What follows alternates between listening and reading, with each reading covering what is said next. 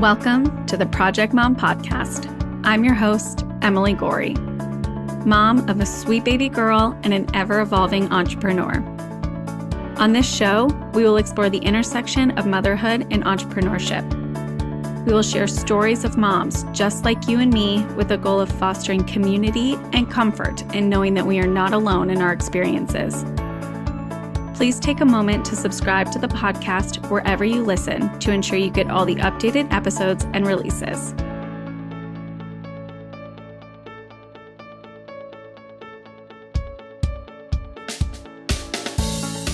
Today, we are chatting with Christa Sisson, nailed it, who's a speech language pathologist and owner of TideSpeak Language and Speech Therapy.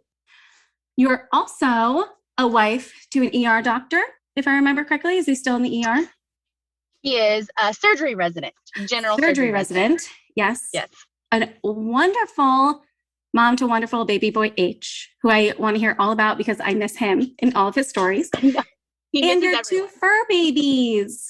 Your big babies, your two big fur babies. They're so big. So, Christa, thank you for joining me today. I am thrilled, one, obviously, because we haven't caught up in a while, and two, because these stories of moms go completely unheard. And my goal is really to create a platform where other moms and women, even people becoming parents who I don't identify in that way, to have some semblance of a community that they're not alone in these experiences. And I'm excited to hear your story today. I've had bits of it and you've had bits of mine, but I think today, hopefully we can capture that and share some community with some other women. So with that, I want to get started. I'd love to do your business justice. So can you just walk us through quickly a brief overview of what you do and what you do for your clients? Yes. Oh my gosh. Hi. I'm so happy to talk to you. I miss you so much.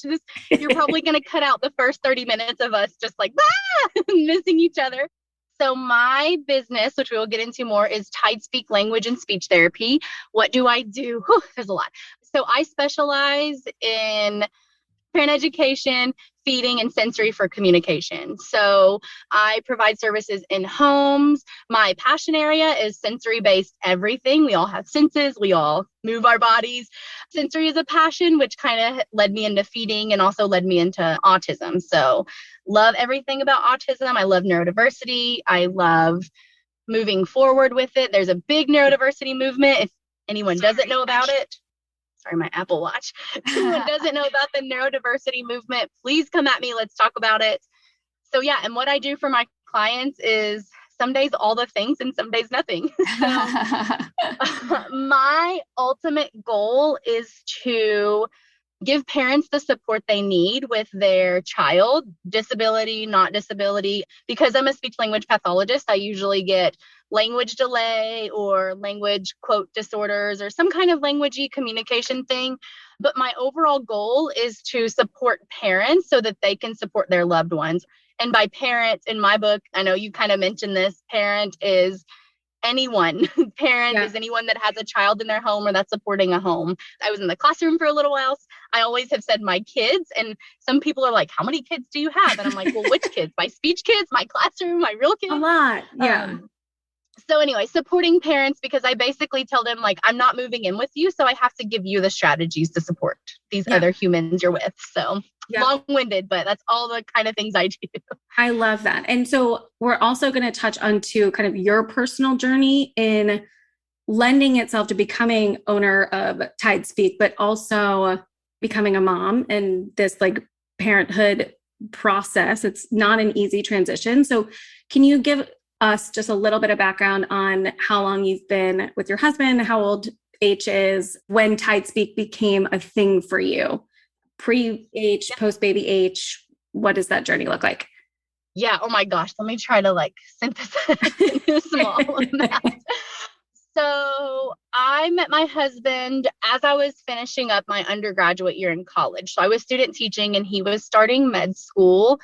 I'm a little behind, so I took the fall semester. It's fine. So I took the fall semester to student teach while he started med school. And we pretty much were like, because he was starting med school and because we were going long distance, we were like, is this a thing? Is this a thing? And then we decided it was a thing. So fast forward, I loved teaching. I loved everything about the classroom, but I tended to gravitate towards my autistic students, my IEP students. I worked in some behavioral therapy where I worked with kids with disabilities, and I loved it. And I knew it was something that was in my soul to do forever. So while my husband was in med school, I just took out a bunch of loans and went to graduate school. So we are just very lucky and very blessed. I finished grad school a semester before he finished med school with all my requirements. Yeah. Yeah. And that was in 2016. So I graduated in December 2016. My husband graduated in May 2016. We got married June 17th and moved from Tennessee to Florida for forever. On the wow. I didn't know that. Oh, yeah. We got married on a Saturday and moved on a Sunday. Oh, my gosh. Yeah. So we were in Jacksonville, Florida for 1 year. Other speech therapists know my CF year, my first year. Ended up doing like a year and a half of it because of moving. And then we got orders. So my husband is Navy, and that's how he went through med school. So we did 1 year in Florida, and then he got offered a residency spot in San Diego. And I will never forget that moment standing behind him on the phone going, yes, go, go, go.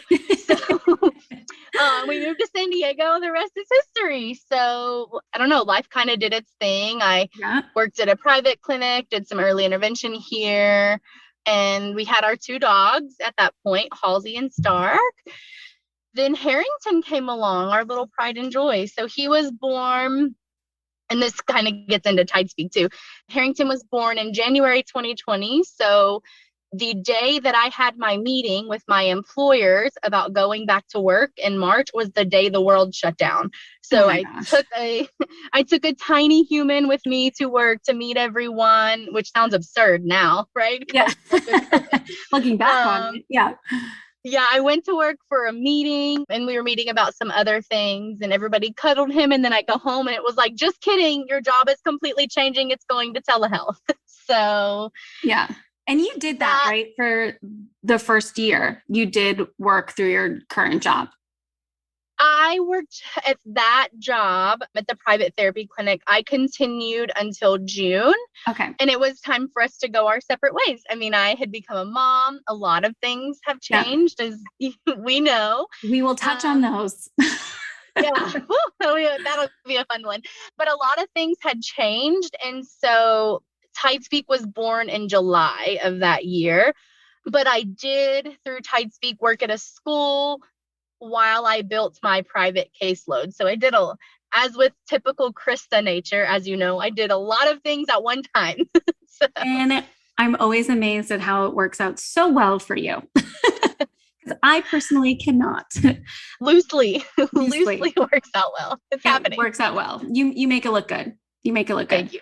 So I want to jump into a little bit. So you mentioned it, right? A lot of what you do is empowering the families behind the kid that you're working with. And right, we touched on it a few times, right? There's a lot of families don't have that traditional structure, but it's anyone that's leading a household or supporting a child through developmental milestones, right? Whether that be speech or feeding or a combination of both. So regardless of what that looks like, it's really freaking hard, right? Regardless of who you are and kind of this role that it's playing. So when you became a mom, when Harrington was born, did your needs or your goals or your identity even, like, what did that change look like for you? How did those evolve from prior? Even during pregnancy, I found what I was hoping for during pregnancy to continue didn't look the same once Olive was born. So how did that change for you? What did that evolution look like?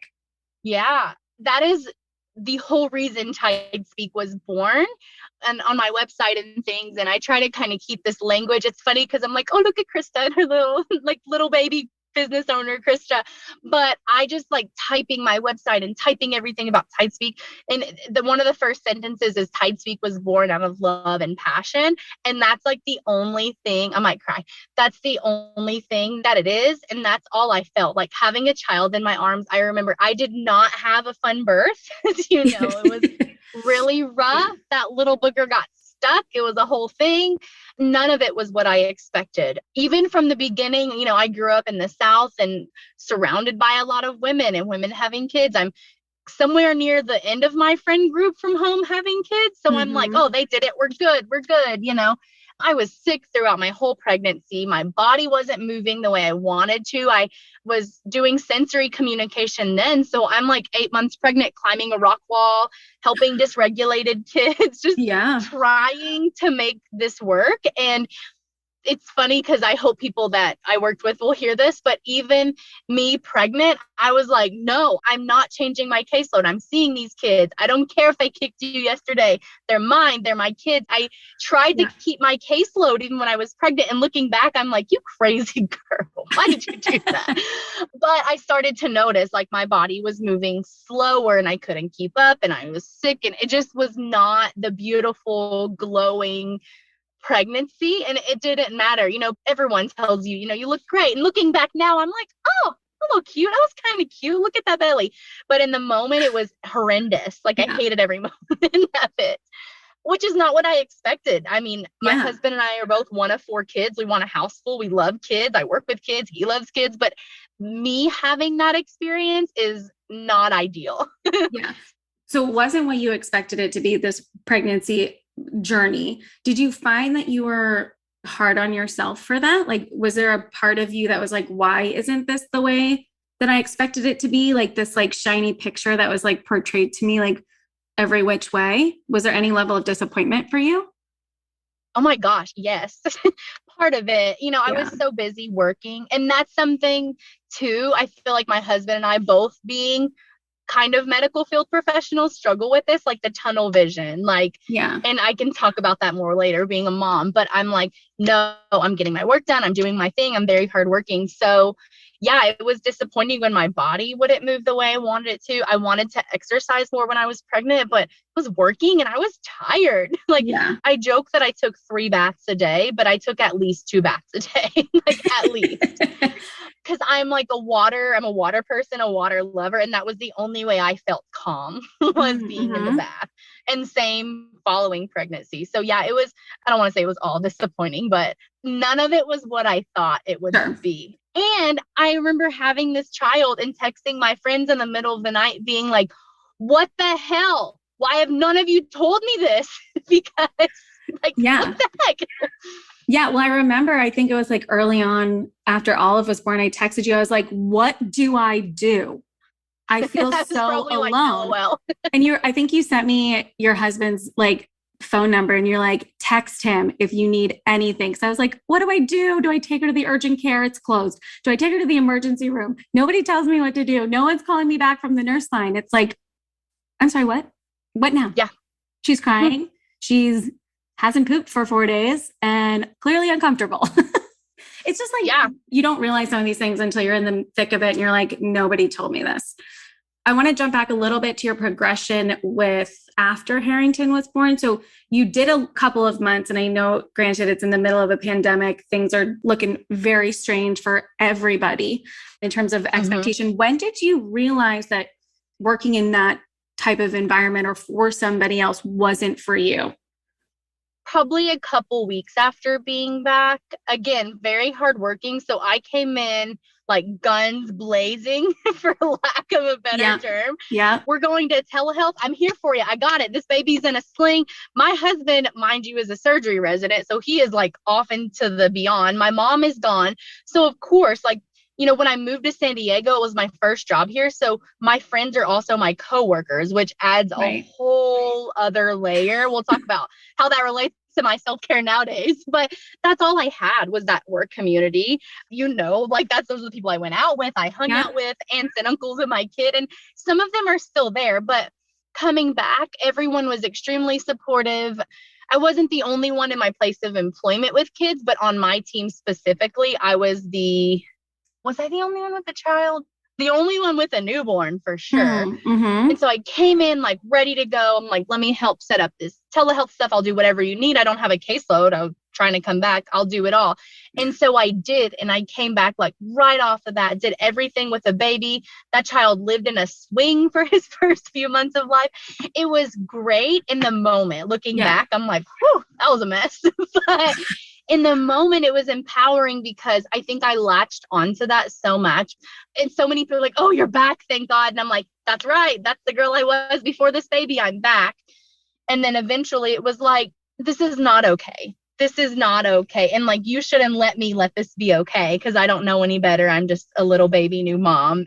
When it hit me, I was like, it hits me later. And I talk with this about my therapist that like, I still look back and I'm like, who in their right mind who has had children or gone through this experience would let themselves be okay with what happened? Because that is not healthy, Christa, that was doing that. That's it though. But it's funny you say it. And I'm happy you bring that up because it's like, when I think about my personal experience, it's like, I am kind of mourning the loss of being the me who I was before Olive was born. And you latched onto having that opportunity to still find that semblance of yourself, like before the you that was before baby H. So it's like, and I keep calling him baby H because that's just what I've called it. Everyone like, does. His whole life. So used it. You've latched onto that, but it's so true. It's like, when you look back on it now, it's like not healthy. There's this expectation in your mind that you can do it all. You should be able to do it all. You're going to have the old you, be this great new mom, sling them to your body, help these kids that you like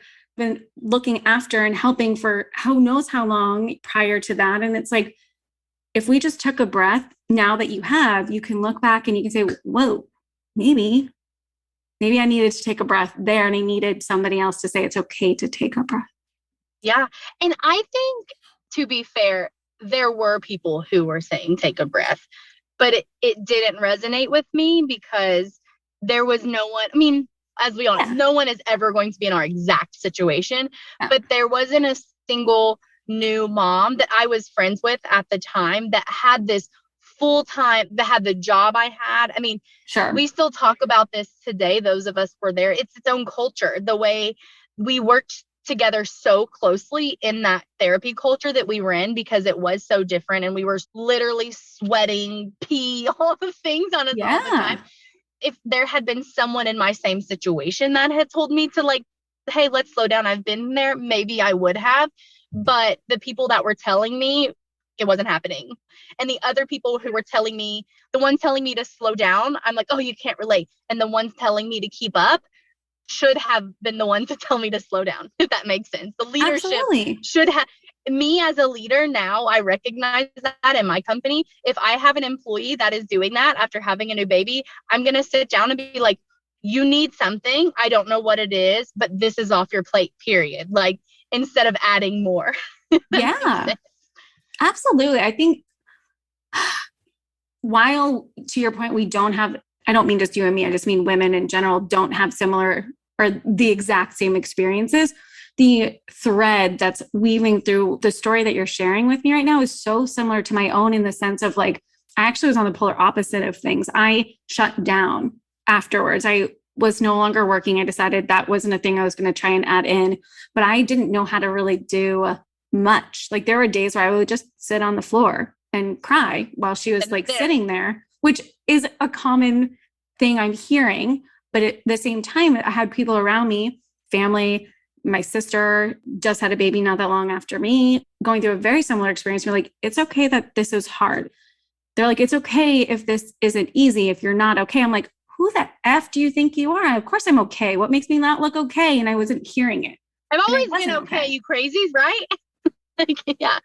Yeah. So like, I wasn't okay, but I wasn't hearing it from the people around me because I didn't think that they would get it or they knew what I was going through. So it's a very similar thread of like, it just wasn't resonating. So the hope right here is like you telling your story. Eventually I'm going to tell mine in like a solo episode of this, of like just giving somebody the comfort that like, maybe they have a similar experience to me. Maybe they have a similar experience to you, but you're not alone in these feelings and these thoughts. Yeah. So I'm grateful. At least the closed ears are not just for me. I didn't hear it from anybody around me until I saw it myself. And don't get me wrong, I also went through that phase of like, I'm not working, I need this break. And that didn't work out long for me. Yes. I mean, that's also the other piece of it, right? Is like, there's this narrative of you can be a stay-at-home mom and you can do all these things and make dinner and make sure, you know, everybody's fed and bathed and happy and not crying. And then maybe you'll be worthy of adding in another business on the side. And if you do enough at that business, then you're worthy of spending the time away from your kid. Like, what kind of narrative is that? Yeah, it's awful. So building off of that, the question is, did you find starting Tide Speak that there was a weird narrative for you, or like a story that you had to reconcile within yourself of finding some support with Harrington in order to start this business? How did you kind of reconcile starting Tide Speak and putting a lot of your effort into that and then still being a stay-at-home mom? Short answer, I have no idea. I don't know what happened.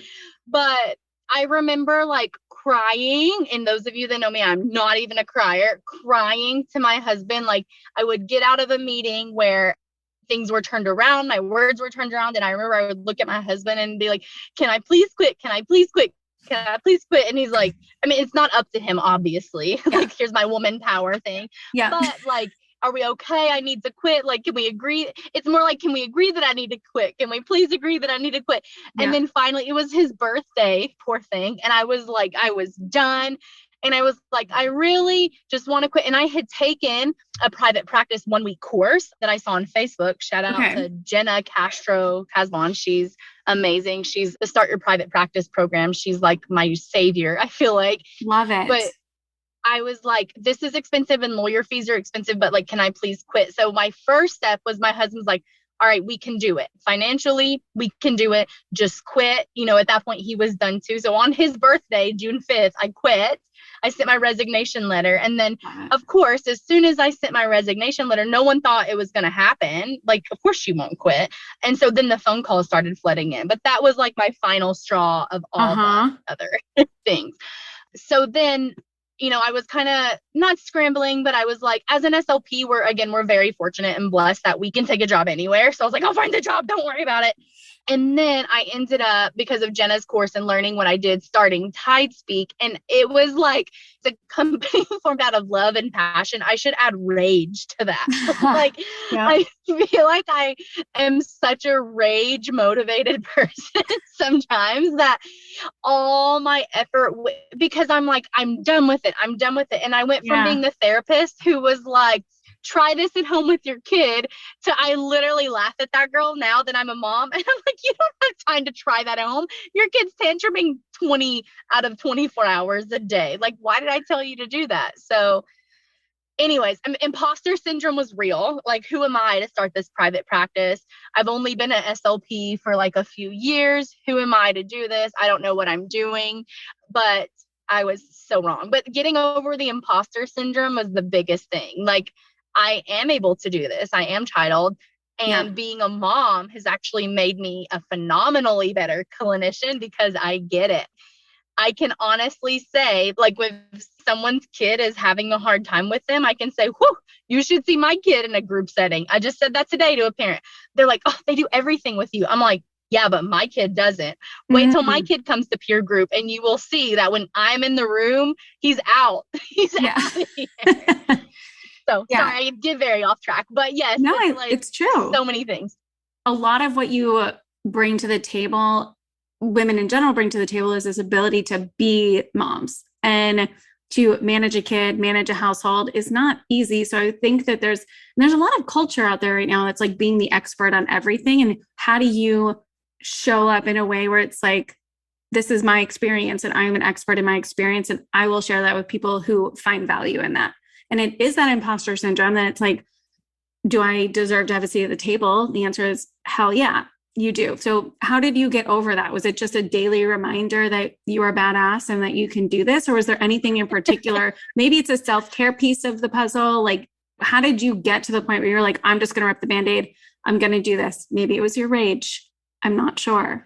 It was rage and champagne, probably. My neighbors were a big part of that because we were stuck in this cul-de-sac for such a long time.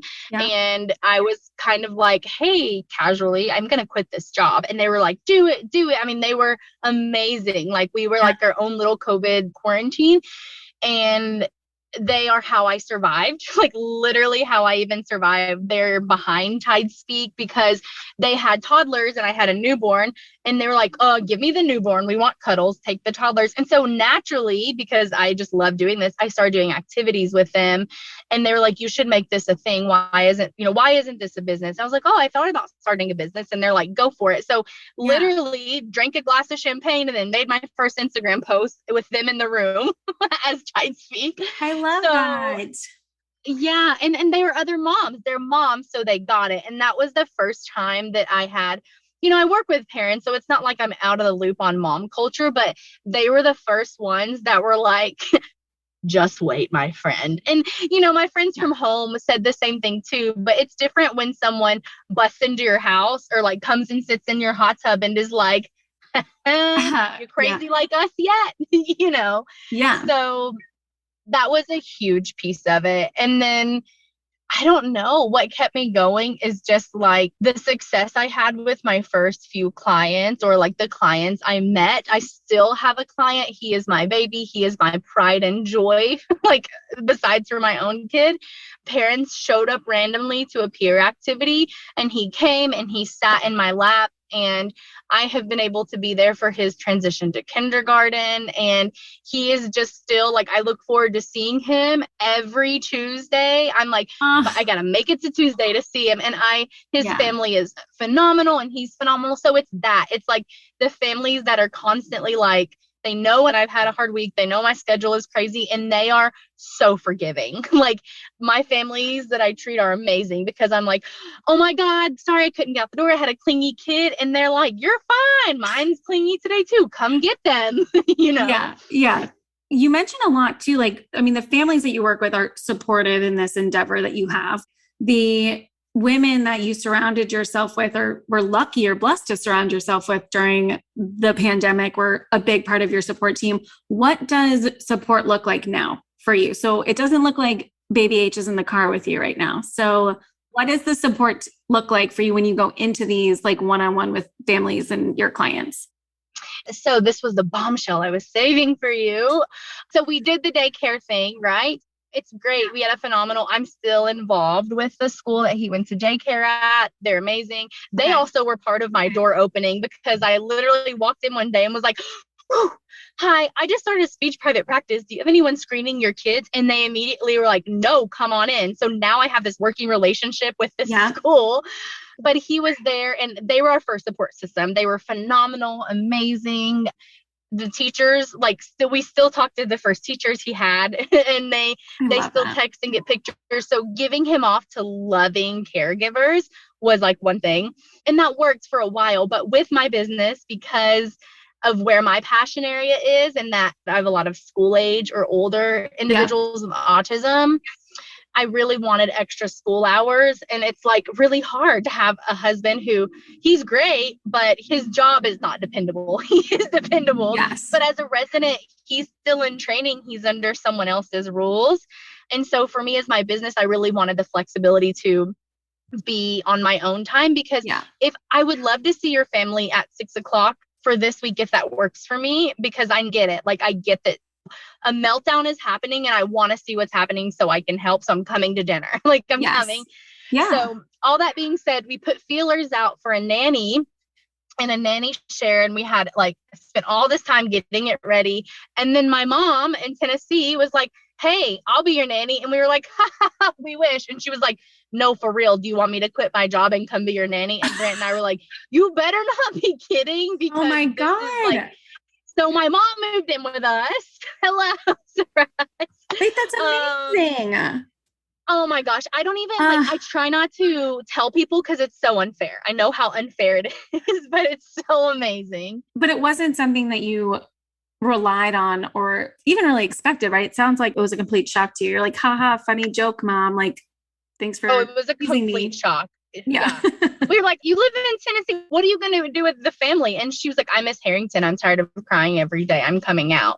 And so we worked it out. And so my mom, she's a young mom. So she's lower 50s. I won't share her age, but she's a young mom. And so for her to officially retire at her age is also a huge deal. I'm the oldest of 4. So she's on the young end. And my siblings like, hey, I'm taking mom. And they're just kind of like, meh, whatever. Cause they're at the age where they're doing their own thing too. So, that she's the best support system. I mean, it's so nice because all the things, there's still another person living in your house. Of course, there are things you have to figure out. Other challenges. Yes. But overall, my husband and I are like, well, I turned out pretty well. So, that's good. I like myself most days. So that's fine. If Harrington turns out like me, it's good.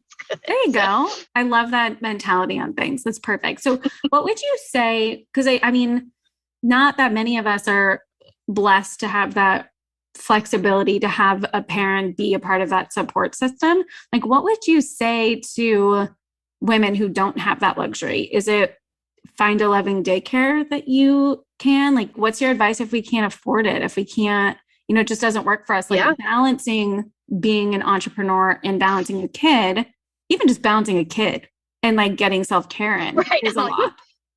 So any advice for anyone listening who just doesn't have that blessing?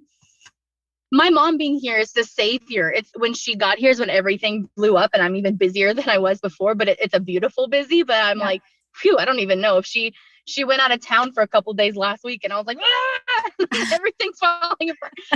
But I didn't have her at first and I didn't have daycare. I was alone at the beginning doing telehealth sessions, and depending on the age of your kid, a newborn is easy to throw in a swing, but holy crap, a 2-year-old, good luck. Like he does never still. So, it's nap times. Like it is nap time work. It is put the kid to bed and stay up. It is cat naps. Luckily I kind of was that kind of studier in college where I'd like cat nap and wake up. So I hate to say it, but it's like finding it. It's not easy to find. And it depends on who you are. Like me, I can run on fumes for a little while, but I know my limits. I know where I break and I know when I need to catch up. And with my husband's job, I would literally be like, I don't care what is happening this weekend, if it's the best thing in the whole world. Luckily it was COVID, but I'm like, I don't care what fun thing is happening. I need you to take this baby and I need to sleep until further notice. And because he's amazing and because that was an agreement that we had, it worked for me especially with a newborn who's up, is like, I need you to take this so I can do this for a minute. But not everyone has a support system at all. So it is late nights and early mornings. It's doing Zoom calls with a baby on your lap. And so I do a free 30-minute consult always for families. Mm-hmm. And that's part of what I talk about in my consult is that I have a 2-year-old, period. Like I have a 2-year-old. And so things will be unpredictable. Like I know some business people are going to faint hearing this, but like things are going to happen. Yeah. But on that note, I appreciate when you tell me when things are happening. And I have cancellation policy in the books. I do. But I basically tell my parents, as long as I'm not knocking at your door and you're like at Disneyland, we're good. Because I really get it. I get it. And I understand and I'm flexible. And that was something that I wish someone had done with me. That's it. I don't know how and I don't know where it is, but you will find the time. Like you will find it. Yeah. And I think a big part of that too, and you mentioned it, it's like you knew what you needed, right? It's like you knew that this was a priority for you. This was something that you were going to achieve, whatever that looked like for you. Nap times, cat naps, get up, make it happen. But you also knew your limit and when to ask for help. And I think that's like been a big thing and a big learning curve for me was like stand up for me. I need to be my advocate and I need to say, okay, husband, please take this child. I need to sleep until further notice. Or I would like to take Fridays. Please take the child out. Can you end your day at 3 p.m. so I can work from 3 to 6? And being able to stand up for yourself, I think is a big thing as well. And getting clear on what your priorities are and then being your advocate to make it happen and setting those boundaries to ensure that it gets done, because that ultimately becomes the biggest thing. And for me, that was a big challenge. I couldn't figure out what I wanted because I wasn't sleeping. I was like, I just want sleep. I just need to sleep. And then as things got a little bit clearer and calmer, I was able to identify what my needs were. So that's also a big piece of it as well. So I appreciate your insight on that too, in terms of your experience. And I know you mentioned a little bit, you take baths as your self-care. In addition to that, is that something that you put on the docket and is something that you make a priority every single day? Is it something that happens as you start to get run down? Like, what does that routine look like for you? Yeah, it's water in general. I know people are going to laugh. It's also like tide speak water. That's a theme here. I really like themes if you ever need an event planned. But, yeah, I have just, even from a young age, I've been like a water baby. So even like I look back as a kid and I would like take baths a lot. And I'm like, oh, even like in high school, like, oh, I just want to take a bath. And I'm realizing like this is my like craving water, like to get in the water is my way of like, this is how I need to de-stress, among other things. I'm also in therapy. Therapy is good. I have the best therapist that she specializes in postpartum. And that's what you need because she's amazing. I can like send you the links for her info. She actually just did a postpartum workbook, which is phenomenal because it's not going to sit on your shelf. You actually go through and like write about. Anyways, we can link that for sure. We can link her info and stuff. Yeah, her name is Bethany Warren, in case anybody listens and does not link. But she's helped me to identify things that I was already doing that are self-care. But yeah, water for me is a big one. And she's kind of the one that was like, you're doing telehealth. Why can't you walk to the pool and dip in the middle of the day in my neighborhood? And I was like, oh, I guess I could. So that started it for me. Like I take baths. I'm not very good at having a schedule. If anyone's familiar with the Enneagram, I'm a hard 7. So it's always like a life thing I'm working on.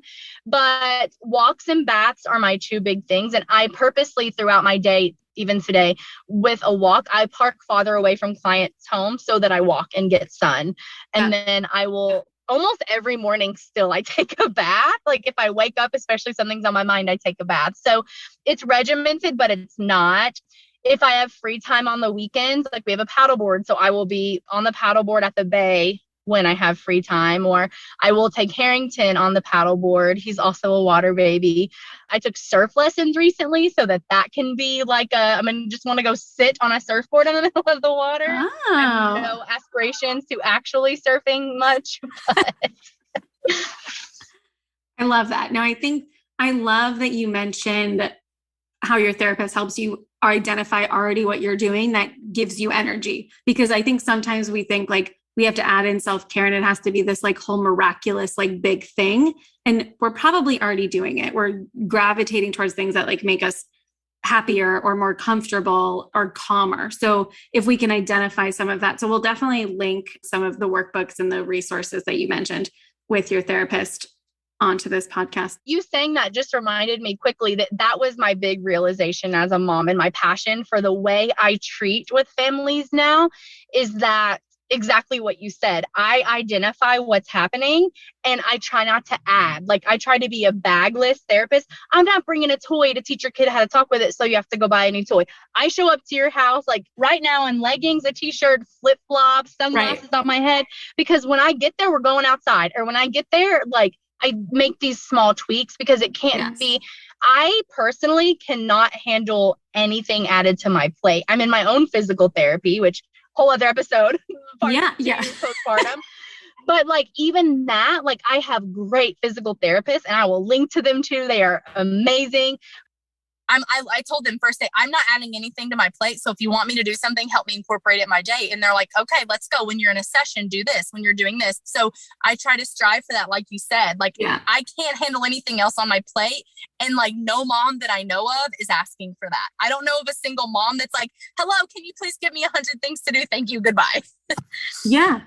100%. 100%. I think that is like such an amazing distinction on it's something that's doable if you find the right thing, right? It's like, what already brings me joy? What am I already doing that I can add to like one little change of mentality to like solve this problem I'm working on or make me calmer or whatever. So I love that you kind of made that distinction because it's a huge piece of the puzzle. So with that, let's wrap up. Christa, thank you so much for joining me today and being so willing to share your story. If anybody listening is interested in learning more about TideSpeak, please check out our show notes for a link to their website below. Thanks so much for listening to today's episode. If you liked what you heard, please help us out and leave a review wherever you listen, and consider sharing with your friends. If you're interested in learning a bit more about the project or want to share your story, please visit our website linked in our show notes below.